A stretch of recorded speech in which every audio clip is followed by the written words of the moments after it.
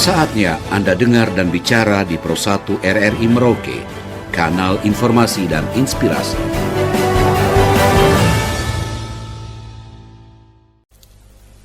Pendengar dan pemirsa Radio Republik Indonesia, selanjutnya kami bersama calon Kepala Daerah Kabupaten Merauke, pasangan nomor urut 2, Christian Gepse dan Kusmanto, yang akan menyampaikan visi, misi maupun program dari pasangan ini. Silakan Pak Gus. Baik, terima kasih para pendengar Radio Republik Indonesia dimanapun berada.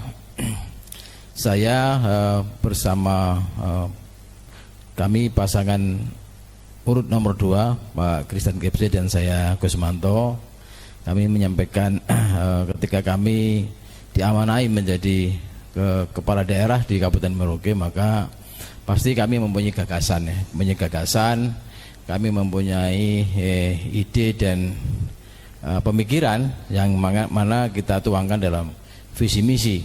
Maka visi misi ini menjadi sebuah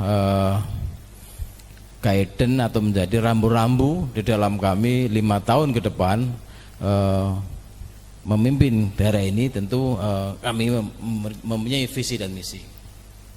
Tentu visi misi ini kami berangkat dari potensi daerah yang kita miliki, ya.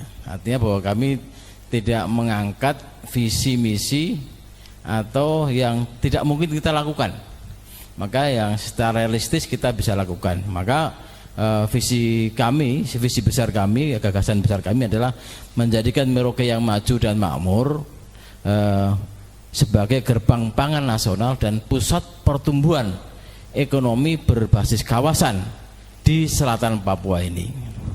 Mengapa kami mengangkat tema besar ini?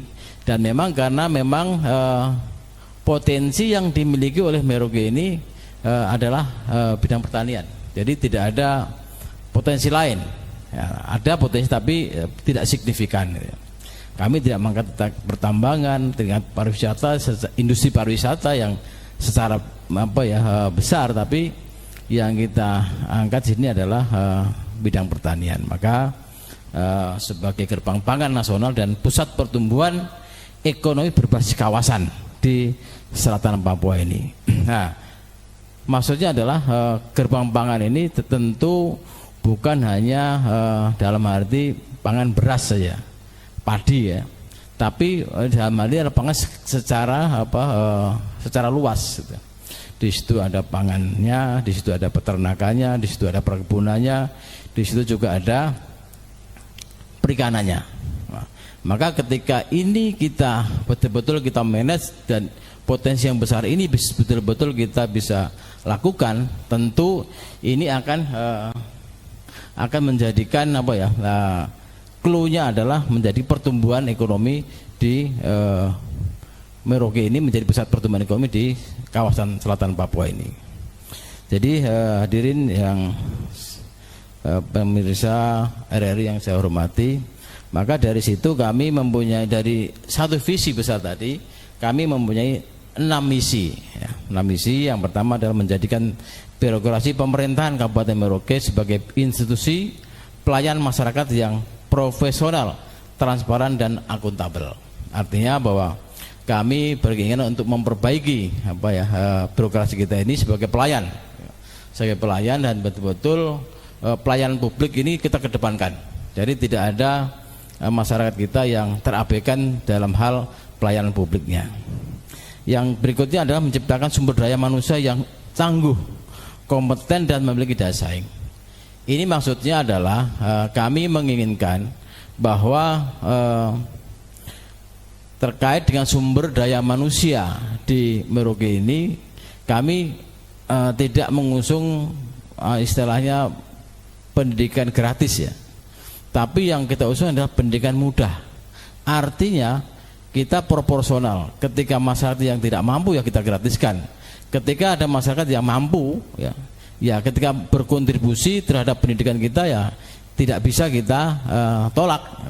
Maka saya kira ini juga menjadi perhatian kita bahwa terkait dengan pendidikan ini, semua stakeholder ini mempunyai tanggung jawab yang sama.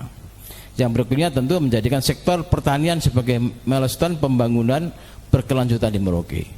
Maka Merauke pertanian ini menjadi suatu ujung tombak atau menjadikan leading sektor pembangunan berkelanjutan di Kabupaten Merauke. Maka tentu kita tidak bisa hanya sebuah retorika atau sebuah pernyataan atau orang bilang hanya omon-omon saja, tapi pertanian ini betul-betul kita harus dibarengi dengan regulasi, ya. Sehingga ini mengikat, ya.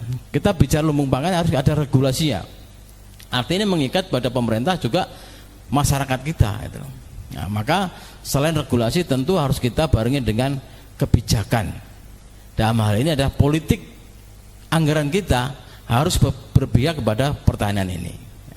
Maka Bapak Ibu sekalian, tentu politik anggaran kita, kami ingin memastikan bahwa alokasi anggaran untuk bidang pertanian ke depan ini paling tidak 10% dari APBD kita. Yang berikutnya adalah memajukan perekonomian yang masyarakat berbasis keunggulan komparatif wilayah. Artinya bahwa perekonomian kita ini setiap wilayah mempunyai keunggulan masing-masing, ya. Tapi tidak bisa kita samakan. Misalnya semua basis pertanian kita ini semua tanam padi tidak bisa. Tentu inilah saya kira menjadi perhatian kita terkait dengan lumbung pangan ini. Setiap daerah mempunyai keunggulan komparatif, ya. Misalnya di Semangat, Tamin, Kurik dan sekitarnya ini adalah tanaman pangan. Sementara di daerah juga Bob, Muting, Ulilin itulah bisa peternakan maupun perkebunan maupun hortikultura. Sementara misalnya di daerah pulau yang merupakan potensi perikanan, sehingga ke depan ini kita bisa menghadirkan industri investasi perikanan, sehingga ini bisa betul-betul bisa mengangkat harkat dan derajat para nelayan kita. Jadi saudara sekalian yang saya hormati, tentu yang keempat adalah membangun jaringan perdagangan, industri dan pariwisata. Pengembangan jaringan perdagangan ini penting, kan ini untuk membuka pasar kita, ya. Yang menjadi kendala kita saat ini adalah tentang pemasaran. Oke, produk kita ini melimpah, tapi kita terkendala pada pemasaran. Maka saya kira kami juga perlu membuka namanya membuka jaringan perdagangan ini penting, karena apapun yang kita lakukan, misalnya sekarang ini salah satu program unggulan kita adalah ingin membangkitkan UMKM misalnya. UMKM ini akan tumbuh ketika pasar kita juga terbuka dengan baik, gitu. Maka salah satu yang kita menjadi program unggulan kita menginginkan ada 1000 UMKM dalam kepemimpinan kami yang tumbuh dan berkembang, sehingga ini menjadikan menjadikan trigger perkembangan ekonomi di Merauke ini. Yang keenam adalah ingin mewujudkan terpenuhnya kebutuhan dasar warga, yaitu pangan, papan, kesehatan, pendidikan, dan lapangan pekerjaan yang sesuai dengan potensi sumber daya alam, agar seluruh warga berkesempatan memperoleh kehidupan yang layak.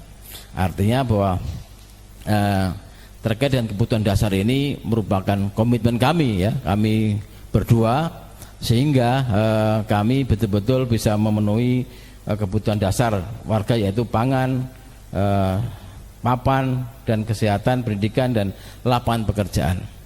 Kita ketahui bersama bahwa untuk tingkat pengangguran di Merauke ini masih cukup tinggi. Maka saya kira ini juga menjadi perhatian kita, bagaimana kita menekan angka pengangguran ini dengan menciptakan lapangan pekerjaan. Tentu dengan adanya investasi yang cukup besar di Merauke ini, inilah salah satu sarana juga bisa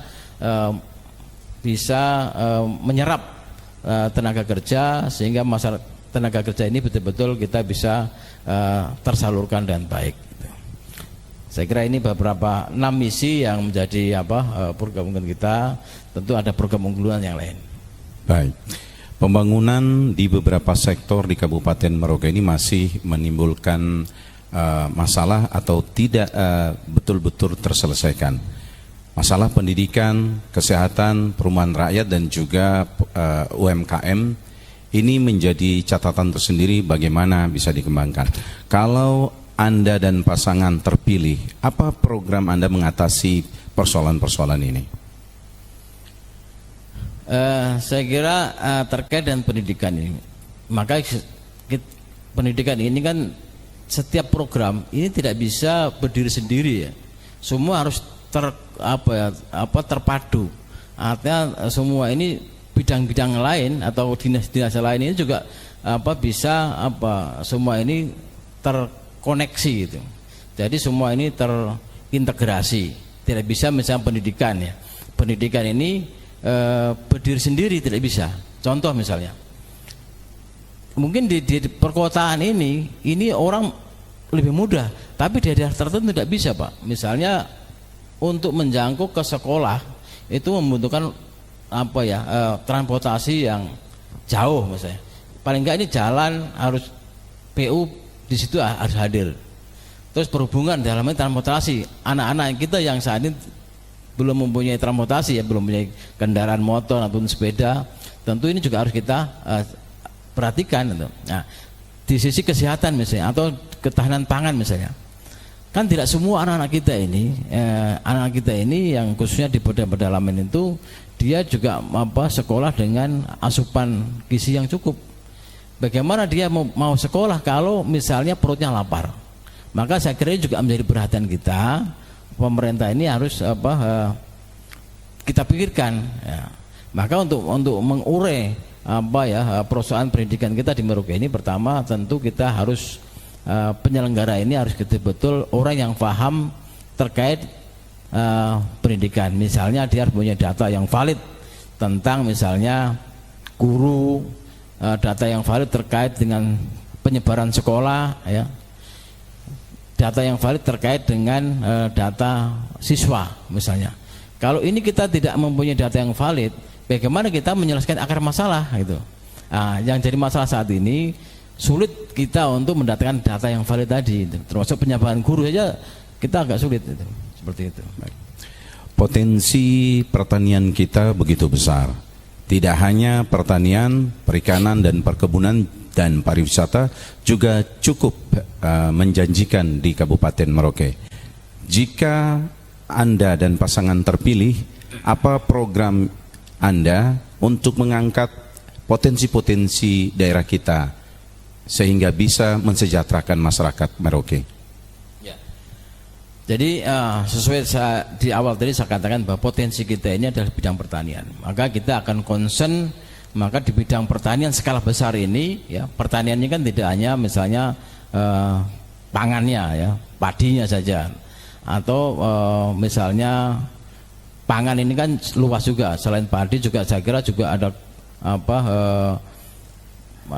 tanam-tanaman yang memang mempunyai kearifan lokal misalnya sagu dan sebagainya. Nah, termasuk saya kira selain pangan dan arti beras padi tadi, tentu kita akan menopang ke depan ini selain lumbung pangan tadi, kita ke depan ini kami punya cita-cita bahwa Merauke ini mempunyai lumbung daging nasional. Karena ini potensi sangat besar Bos sekalian. Maka kami ke depan ini terkait untuk menjadikan lumbung daging nasional, kita akan mendatangkan bibit sapi dari luar ke Merauke ini. Pertama, mudah pengelolaannya ya, dan saya kira potensi cukup besar. Ketika data atau ketika populasi sapi semakin besar di Merauke ini, kami bisa bicara di tingkat nasional misalnya bahwa Merauke siap memasok kebutuhan daging nasional seperti itu.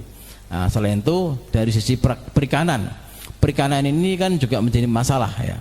Potensi kita besar, tapi para nelayan kita khususnya orang asli Papua yang yang tradisional ini kan saat ini belum menjamin atau kehidupannya belum sejahtera ya. Karena apa? Saat ini untuk perikanan ini hanya cukup untuk dikonsumsi, tapi belum ada skala besar yang membeli atau misalnya ada industri di Merauke ini atau investasi tentang perikanan di Merauke ini. Maka dengan potensi yang besar ini kami juga menginginkan ke depan ini ada industri atau misalnya investasi yang hadir di Merauke sehingga ini bisa menyelesaikan persoalan tentang perikanan kita. Perikanan ini ada perikanan tangkap maupun budidaya, tapi saya kira saat ini kita masih fokus pada perikanan tangkap yang saya kira jumlahnya cukup besar ya, seperti itu. Jika Anda dan pasangan diamanatkan sama masyarakat Merauke untuk menjadi pemimpin 5 tahun ke depan, apa program Anda dalam keberpihakan terhadap orang asli Papua? Ya, saya kira amanat undang-undang otonomi khusus jelas ya. Jadi dari alokasi dana otonomi khusus ini kan 30% itu untuk pendidikan, 20% untuk kesehatan, 50% itu adalah untuk pemberdayaan perekonomian masyarakat kita. Maka untuk orang asli Papua ini tentu kita akui atau tidak bahwa kesenjangan kesejahteraan ini cukup menganga ya, cukup lebar. Maka saya kira di bawah kepemimpinan kami berdua, Pak Christian dan Kusmanto ini, kami akan memperkecil namanya kesenjangan kesejahteraan di Merauke ini. Dengan cara apa? Dengan pemberdayaan orang asli Papua. Pemberdayaan orang asli Papua ini tentu tidak perlu kita paksakan dengan mindset kita, tapi bagaimana yang mudah difahami dan mudah dilakukan oleh orang asli Papua. Misalnya tadi, kalau sementara mereka punya wilayah yang luas ini, kalau mereka suruh tanam padi itu kan agak rumit Pak. Tapi kalau orang asli Papua sudah kita berikan sapi, kita berikan pendampingan, ya saya kira dengan beternak sapi, saya kira akan lebih mudah itu.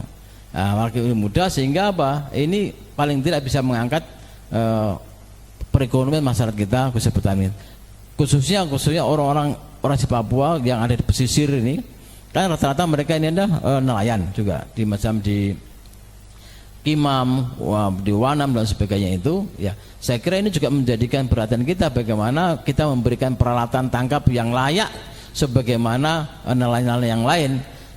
Persoalan sekarang ini mereka ini kan yang lain dengan alat tangkap yang modern, sementara orang asli Papua kita ini masih manual, bahkan tidak mempunyai alat tangkap yang memadai, misalnya motor untuk berlayar mencari ikan. Mereka kan manual, bahkan mereka ini tidak pakai itu fasilitas itu ya. Maka saya kira ini juga menjadi perhatian kita ketika kami diberi amanat ini, kami konsen dengan untuk memberdayakan orang asli Papua sehingga untuk memperkecil kesenjangan kesejahteraan yang ada di Merauke ini, sehingga ada semacam kebersamaan yang ada di Merauke, sehingga tidak ada friksi-friksi atau hal-hal yang kita inginkan. Bagaimana program keberpihakan dan peningkatan bagi pelaku usaha mikro kecil menengah? Jadi begini, terkait dengan pemberdayaan UMKM ini Bapak sekalian, maka saya kira ada tiga tahap ya. Yang pertama tentu kita berikan edukasi, pelatihan yang memang ini menjadikan keterampilan para calon-calon UMKM ini. Nah, kalau yang sudah berjalan tentu kita juga perlu berikan support dalam ini, misalnya permodalan ini bisa misalnya pinjaman lunak, atau misalnya kita memberikan bantuan tunai kepada UMKM ini, sehingga ke depan ini betul-betul UMKM ini bisa berjalan dengan baik. Yang tentu yang tak kalah penting adalah pemasaran tadi. Jaringan pasar ini penting Bapak sekalian. Misalnya ini UMKM ini misalnya kita berikan pelatihan produk olahan ikan misalnya, ini contoh ya. Tapi kalau tidak kita berikan pasarnya, kita buka pemasarannya, ini juga masalah. Tapi kalau saya kira kita bisa membuka pasarnya secara luas, dengan sendirinya mereka ini akan berlomba-lomba untuk mendirikan atau membuat usaha kecil dan menengah. Nah, maka tinggal kita bagaimana pemerintah ini adalah sebagai fasilitator kita ini, sehingga kita fasilitasi semua, sehingga nanti ketika UMKM ini sudah berjalan dengan baik, kita akan membuat outlet terkait UMKM ini, sehingga apa? Sehingga UMKM ini betul-betul bisa berjalan dan baik, sehingga bukan hanya dia memproduksi, tapi bagaimana produksi ini bisa dipasarkan dengan baik. Kehidupan masyarakat Kabupaten Merauke sangat menjemuk. Seluruh suku bangsa hidup berdampingan damai di tanah ini. Jika Anda terpilih bersama pasangan, apa program ataupun upaya Anda untuk terus bisa menjaga keselarasan hidup di antara hidup bermasyarakat di Kabupaten Merauke ini? Ya, saya kira saya sepakat ya bahwa di Merauke ini tentu orang bilang itu inilah miniatur Indonesia, dari semua suku ada, sehingga ini dari suku maupun dari agama semua ada di sini, dan kami bersyukur ya selama ini di Merauke ini adalah terkenal sebagai zona damai, zona cinta kasih ya, sehingga ini harus kita pertahankan ke depan. Sehingga dengan cara apa? Tentu kita harus meningkatkan pertama toleransi antar masyarakat beragama, kita tingkatkan sehingga tidak ada kecemburuan dan lain ya, sehingga kita bisa hidup berdampingan. Saya kira ini sudah berjalan lama. Yang terpenting bagaimana supaya kita ini juga bisa berdampingan dan baik ke depan ini. Ya tadi kita juga memperkecil kesenjangan tadi. Kalau kesenjangan di antara masyarakat kita, khususnya kita yang masyarakat Nusantara dengan orang asli Papua ini, saya yakin dan percaya bahwa itulah pemerintah hadir. Jangan sampai kalau kesenjangan ini semakin menganga, ini menganggap bahwa masyarakat ini di mana kehadiran pemerintah ini.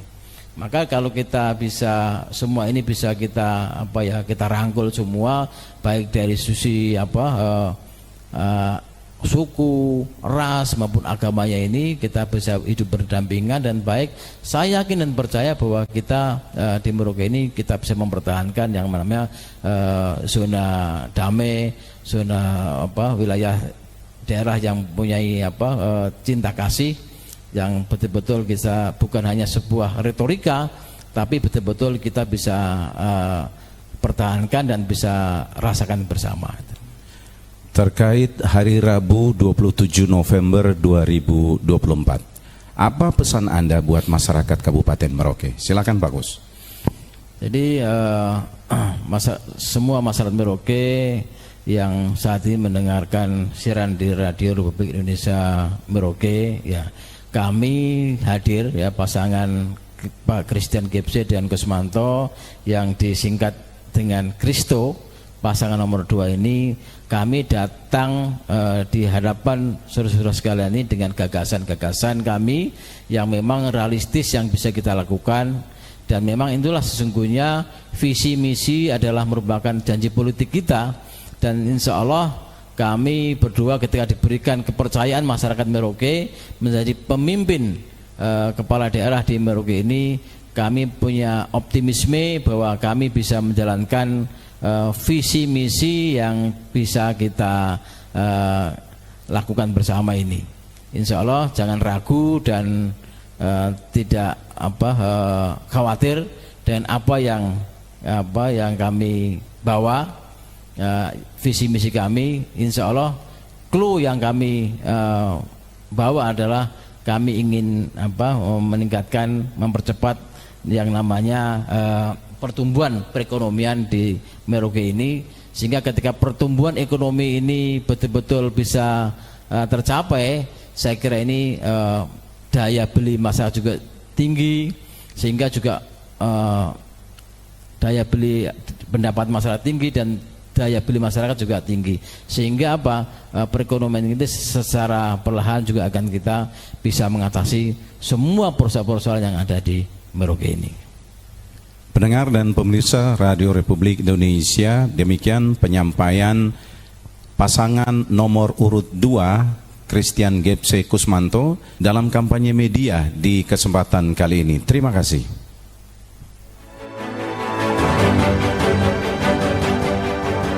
Terima kasih atas partisipasi Anda bersama Pro 1 RRI Merauke.